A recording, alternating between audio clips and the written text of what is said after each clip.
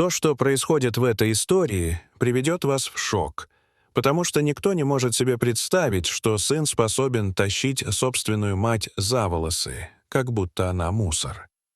Но самое шокирующее не это, а то, кто ее спас. В самой глубине польской деревни, Свенте-Поле, где по утрам туман стелется над полями ржи, а старые липы шепчут свои истории, стоял дом под номером 6 на улице Вишневой. Там жила 70-летняя Едвига Домбровски, хрупкая женщина с кожей, сморщенной, как сухие листья, и глазами цвета янтаря, в которых еще теплился свет. Каждое утро она вставала задолго до рассвета, топила старую дровяную печь и тихонько молилась перед потемневшей иконой Богоматери. В кухне пахло свежим хлебом, но дом был наполнен глухим молчанием. Ее сын, Михаил Домбровский, все чаще приходил домой мрачным и раздраженным. Михаилу было 37 лет. Он работал в полях, крепкий и высокий, с руками, обожженными солнцем. Но в его душе что-то сломалось еще в детстве, когда отца раздавила телега с сеном, и все заботы о доме легли на мать. Вместо нежности он рос с обидой, и эта обида с каждым годом превращалась в злость. В один особенно знойный летний день Михаил вернулся с работы раньше обычного. Войдя в дом, он сразу пошел к комоду и начал рыться в ящике. Его глаза налились яростью. Деньги, которые он оставил, исчезли. Он резко обернулся к матери. «Где мои деньги?» Его голос прозвучал как удар. «Сынок, я не брала ничего. Я даже не заходила в твою комнату». Дрожащим голосом ответила Едвига. «Лжешь!» — рявкнул он и шагнул к ней. Его рука схватила ее за волосы, и он резко потащил мать по деревянному полу через распахнутую дверь на пыльный двор. Соседи слышали крики, но никто не вышел. В Свенте-Поле каждый знал характер Михаила и не хотел лезть в его дела. Тишина деревни была пугающей, как если бы все живое затаило дыхание. «Господи, если ты слышишь меня, пошли мне ангела. Я не справлюсь одна», — прошептала Едвига, когда Михаил бросил ее в пыль. В тот самый миг на дороге показалась темная фигура. Это был конь. Высокий, с черной блестящей гривой и белым пятном на лбу. Он шел медленно и уверенно, будто каждый его шаг был частью великого замысла. Он не был ни привязан, ни оседлан, и никто не знал, откуда он пришел. Когда конь приблизился, он остановился прямо напротив Едвиги и посмотрел на нее глубокими, почти человеческими глазами. Женщина поднялась на колени, дотянулась до его морды и коснулась его теплой мягкой кожи. Ее рука дрожала, но внутри разлилось чувство покоя. С этого дня конь не ушел.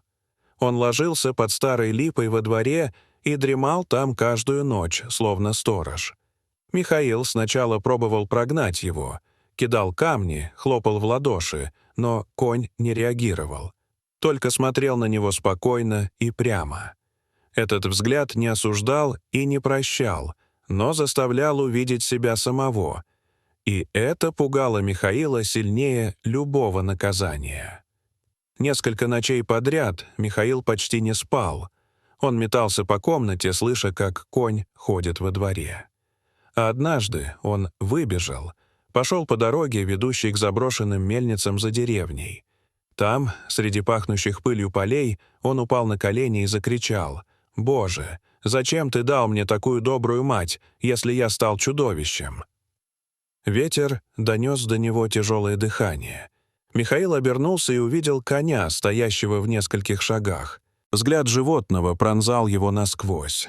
Без гнева, но и без утешения.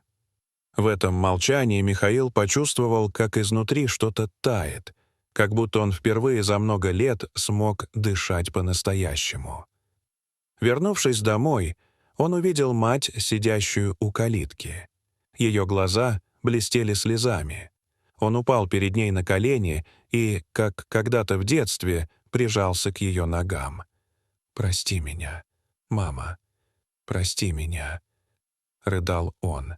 «Я всегда прощала тебя, сынок, всегда», — ответила она, гладя его волосы. На следующий день соседи заметили перемены. Михаил сам пошел за хлебом, открыл ставни, впустив в дом утренние лучи солнца. Едвига впервые за годы сидела у окна с улыбкой и разговаривала с соседками, которые приходили на чай. А конь все еще оставался под деревом. Его спокойное присутствие притягивало людей. Дети осторожно подходили к нему, протягивали руки, и он позволял гладить себя по морде, изредка фыркая от удовольствия. Старики сидели на скамейках у забора, переговаривались шепотом, вспоминая истории, как в древности Бог являлся людям через животных. Михаил стал тише и внимательнее к матери. Иногда он молча стоял рядом с ней на кухне, помогая резать хлеб или подавать воду. В его глазах появилось странное выражение. Как будто он слушал тишину дома, прислушивался к каждому вздоху матери, стараясь запомнить это спокойствие.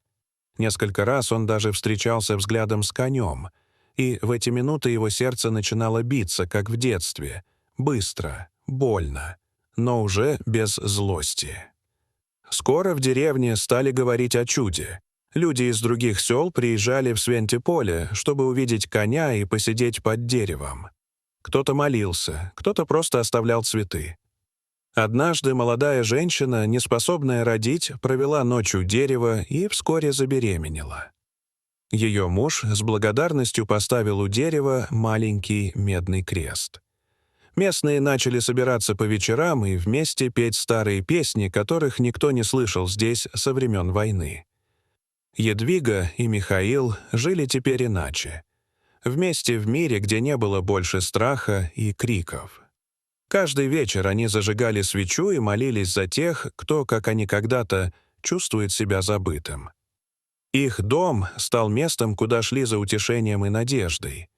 Люди приносили еду, помогали с ремонтом крыши, и впервые за десятилетия дом на улице Вишневой наполнился смехом и разговорами. А если когда-нибудь ты окажешься в Свентеполе и пройдешь по улице Вишневой, задержись у старой липы. Постой в тишине, и, может быть, услышишь далекое ржание в ветре, или поймешь сердцем, что даже через молчаливое животное Бог все еще умеет приходить к людям. Дорогие зрители, что вы думаете об этой истории? Расскажите, пожалуйста, в комментариях. А если вам понравилось это видео, то ставьте лайк и подписывайтесь на наш канал. До свидания.